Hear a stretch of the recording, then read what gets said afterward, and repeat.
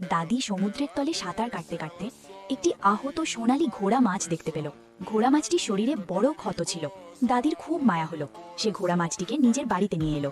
দাদি ঘোড়া মাছটির ক্ষতস্থানে ব্যান্ডেজ করে দিল এবং কয়েকদিন খুব যত্ন নিল। দাদির সেবায় ঘোড়া মাছটি ধীরে ধীরে পুরোপুরি সুস্থ হয়ে গেল।